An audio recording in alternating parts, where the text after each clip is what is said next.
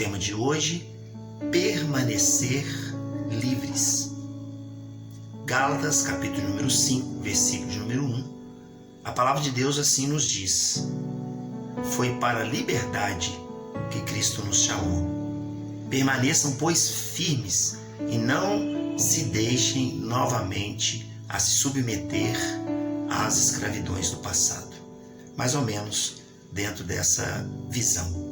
Ou seja, o apóstolo Paulo enviou a carta aos Gálatas dizendo que foi para a liberdade que Cristo os chamou, para se tornar livres, e que eles deveriam agora, naquele momento, permanecer naquela condição de livres e não se deixar submeter às escravidões do passado. Todos nós temos a consciência de que, através de Cristo, nós alcançamos a liberdade. Qual liberdade? Isso foi uma pergunta, inclusive, que alguns judeus questionaram Jesus quando Jesus estava falando sobre a necessidade deles serem libertos.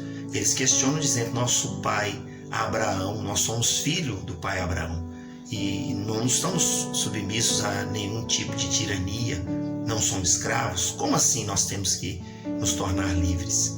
E Jesus estava falando sobre a questão da liberdade do pecado. Estarmos livres estar livres da liberdade do pecado.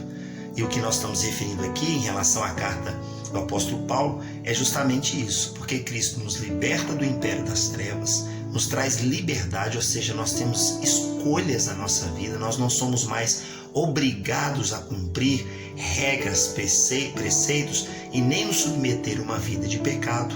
Nós somos livres para fazer as nossas escolhas por causa de Cristo, que alcançou essa liberdade através da sua morte na cruz. A questão aí que o apóstolo Paulo está dizendo é que o importante também, depois de sermos livres por Cristo Jesus, é permanecer livres e não nos deixar submeter ou subjugar aos domínios que outrora dominavam sobre a nossa vida. Ou seja, uma vez livres, libertos, podemos experimentar a liberdade que há em Deus. Devemos fazer as escolhas corretas, que é permanecer livres, não nos deixar enganar, porque muitas vezes as pessoas são levadas à escravidão pelo engano, pelos falsos ensinos, por escolhas erradas, por achar que porque a pessoa é livre em Cristo, então ela pode fazer o que dá na sua cabeça, sem medir as consequências. E muitas vezes o inimigo, ele se aproveita dessa situação, cria armadilhas, fazendo com que a pessoa, muitas vezes, sem perceber, às vezes, ela acaba se submetendo novamente ao estado de escravidão, que não foi para isso que Cristo nos chamou.